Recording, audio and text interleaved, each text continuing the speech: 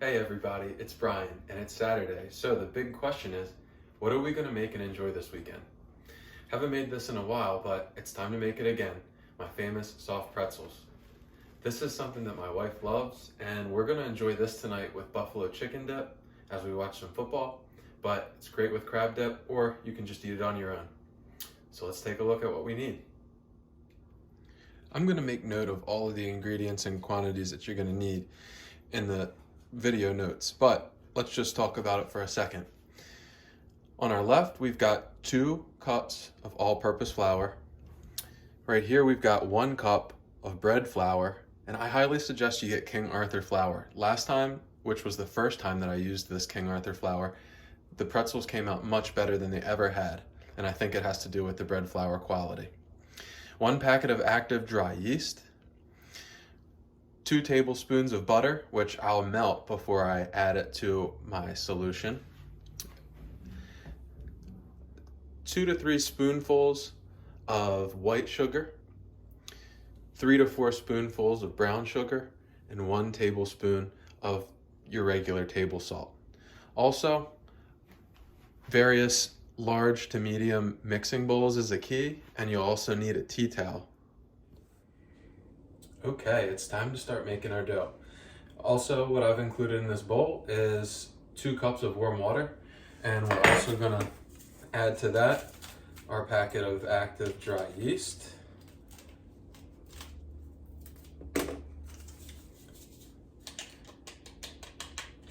and our brown sugar, okay? So I'm gonna mix this up, and then I'm gonna let this sit for at least 10 minutes. That way the active cultures in the yeast can start to eat the sugar in the brown sugar, and that's what really characterizes lots of breads, but especially the pretzels that we're making today. Okay, so our next step to making the dough is going to be to add both of our flours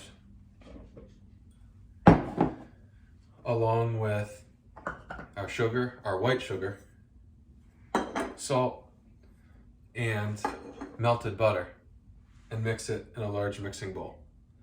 We're going to do this before we add in the yeast, brown sugar, and water mix.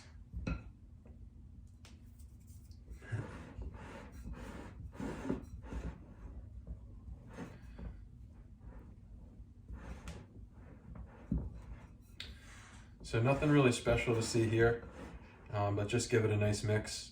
But it'll get mixed up as we knead the dough after we really get it all incorporated together and it thickens up. Okay, let's also take a look at what the yeast has been doing to our solution here. You can kind of see the water went from relatively clear to now a little layer of thickness on the top of the water. That is the yeast that's been eating the sugar and creating carbon dioxide. It's a fermentation process, and that's what makes bread like these pretzels spongy. So let's add this and mix it.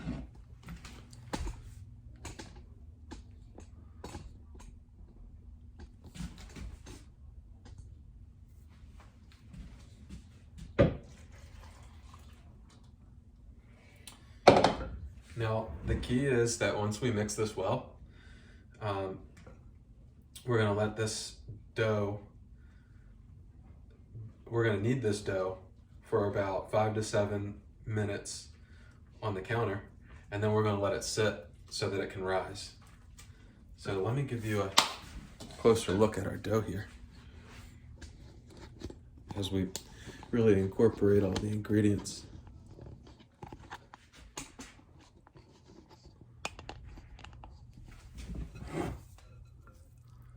So we're starting to get it incorporated.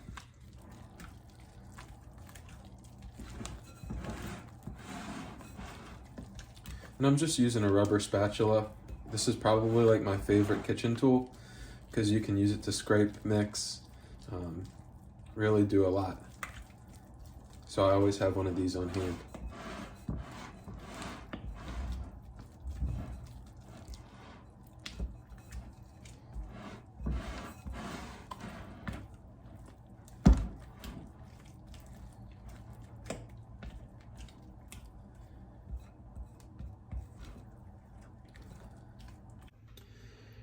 Now, one thing I noticed after I mixed all my ingredients together for this dough is that it is a little bit soupier than it usually is.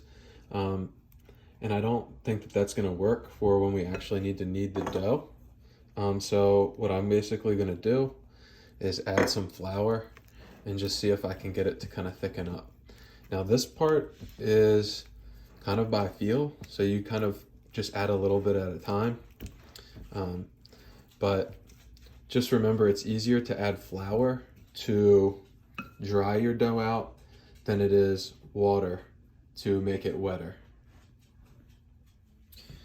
All right, so I've added enough flour to my dough to where I'm happy with it, and this is before I knead it on the counter, but you can see that it's kind of sticky, not watery like it was before. Don't worry if you don't mix it, super well. My arm is actually getting kind of tired from mixing, but what I do is flour my counter. I, of course, clean my counter first really well with, it's called Branch Basics. It's a organic cleaner that is not like Clorox. This is safe. It's good for when you're using a cooking surface. So I flour my counter, and I'm going to dump my dough, and I'm going to knead it for about 5 to 7 minutes. All right, so it's time to dump the dough. Remember, very well floured, because you don't want this to stick to your counter. So be very generous with your flour there.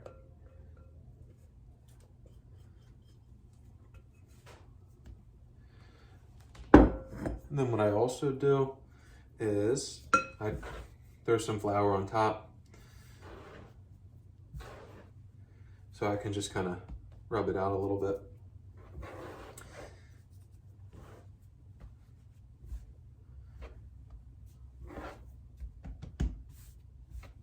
And once I've kind of got a feel that all sides of my dough are coated, I'm going to flip it over and just kind of be gentle with it to start.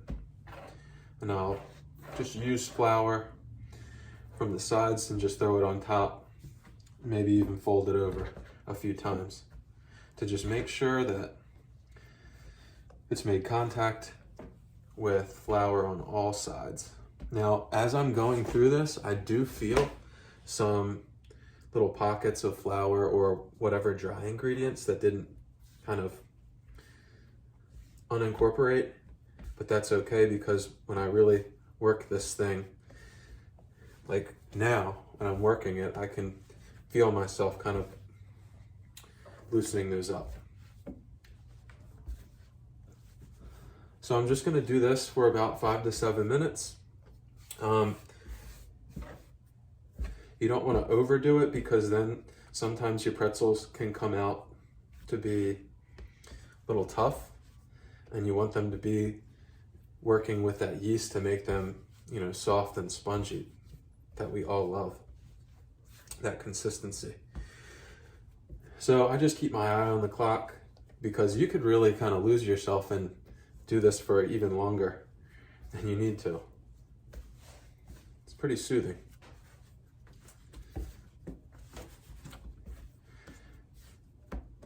Now, if you are feeling like your hands are getting very gummy from this flour, from this dough, don't be afraid to add more flour. I kind of got some caught on the countertop here.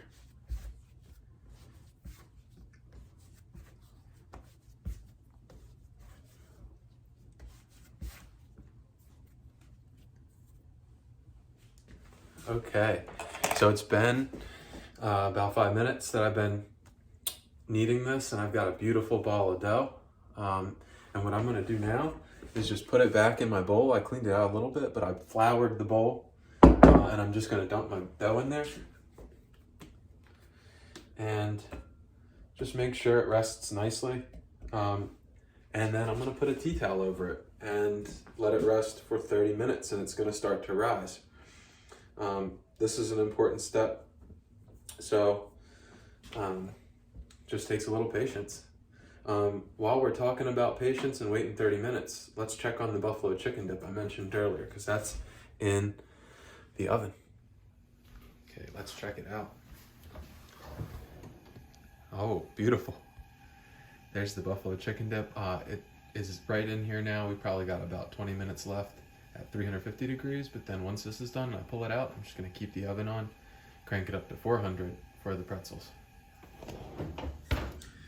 Okay, now it's time to talk about once the pretzels are rolled out and folded, how are we going to create the solution that makes them really pretzel-y? What we'll need is a 1/2 cup to 2/3 cup of baking soda. I just will melt probably about 2 tablespoons of butter. And then if you have one of these little brushes, this is great. You can brush your pan. And then once the pretzels come out of the oven, you can lather melted butter on the pretzels. And then also, just like coarsely ground salt, this I just have left over from some frozen pretzels that we had in the freezer years ago, but it's still good, and I'm going to use that instead of just a salt shaker. Also, you'll mix the baking soda with about 3 to 4 cups of hot water, and then that's what you're going to dunk each pretzel in. So we'll take a look at that in just a second. Okay, so it's been about 30 minutes and I've let my dough rise. Doesn't really look like it's doing much, but you know, you have to let that yeast activate and do its thing. So now what I'm going to do is I'm going to flour my counter again, and then I'm just going to start cutting and rolling the pretzels. So let's do it.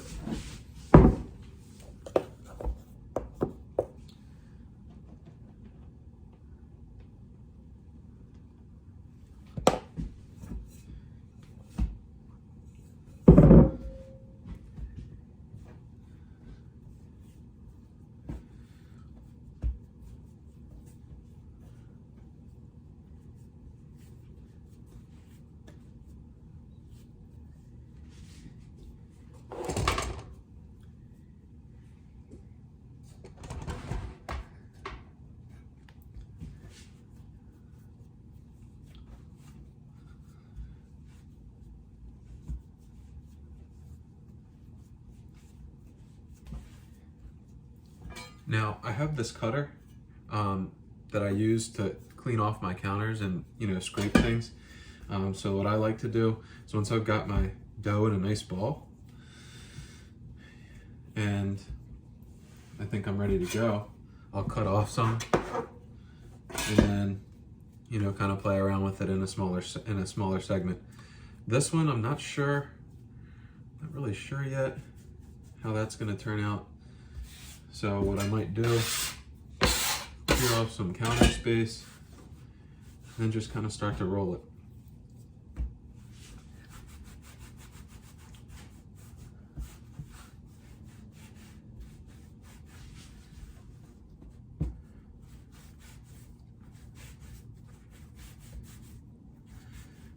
Now, once you get it to a certain point,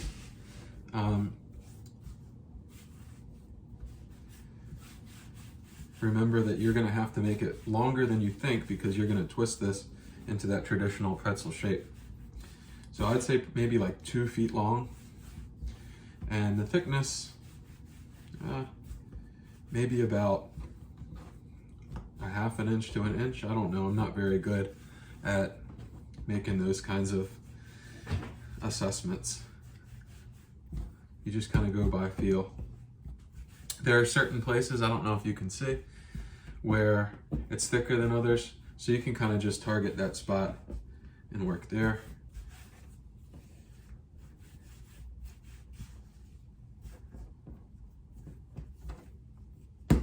You can stretch it to an extent, but then if it gets too thin, you know, you're in trouble because it might break. So I've got my, oops, see, there we go, it broke. I was getting too excited. You can add a little flour to it to kind of bond it back together. And now I'm going to do my traditional pretzel twist. So I take it and I kind of let it rest in the middle, and then I bring it around one side and I bring it around the other, and I lay it down. So you go, again, you kind of make it into a smiley face and lay it across itself, and you'll see, oh yeah, that looks just like a pretzel. All right, doesn't have to look perfect, because when it goes on the pan and starts to bake, it'll rise a lot more than you think and a lot more quickly. So there we go. There's our first one. Like I said before, we mixed water, hot water with baking soda, and I just have a whisk. I'll need to do it again. And I've buttered my pan, my cookie sheet. This one I've had for a long time. It's been seasoned with butter, with oil, with animal fats. This one's relatively new, but they both will work just fine for you. All right, so let's talk about how we're going to arrange our stuff. I'm gonna take my pretzel and be very careful. I'm gonna lay it across my hand, and then I'm just gonna dunk it in this baking soda solution. You don't have to soak it, for any time, but just dunk it for a second, kind of splash off some of the excess, and put it on your buttered pan. After that, you can add your salt, however much salt that you think you want.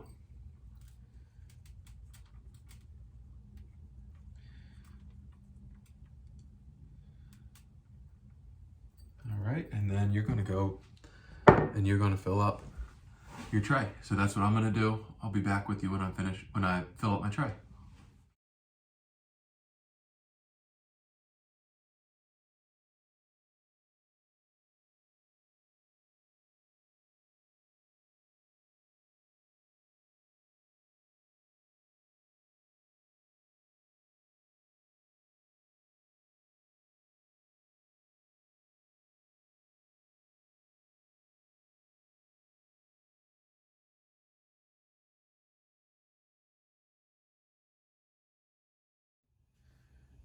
All right, I've got 5 pretzels that I rolled out for this. I want to give them room so that they can expand. They expand more than you think. My oven's at 400. All right, that's gonna go in there for about 10 minutes. But I really need to stick by just to make sure that they do okay. Don't let them go too long. Okay, these have been in for 8 minutes. Let's check on them. You can see that they've really risen. They're starting to get golden brown on the top. This is imperative now that I don't let them go too long, because I don't want them to get too crusty. So I would probably say about 1 more minute left. Okay, here they are. It's been 10 minutes or so. They're truly beautiful. I've got some melted butter here, and I'm just gonna just lather these in butter, just as I see fit. Now you can make these of all different sizes, of course. If you have little siblings or kids, or you just don't want so much, but you can also make a really big one like this. And if you're into crab dip, you could even make one bigger, and you could put crab dip all over it, and then it could be like an appetizer to share. So just play around with the different sizes that you make, and you'll get comfortable with it. I really like this one. I think that this one looks great. But yeah, they look great. Well, it's been a good time cooking with you. Doing these pretzels was a blast. I hope that you'll enjoy making this if you choose to. Just one more shot of those. I've got another pan that I'm gonna stick in the oven in a second. And just remember that this is one of my specialties. So if you make it, leave a comment and let me know, or give me an idea of something else to make in the future. Thanks.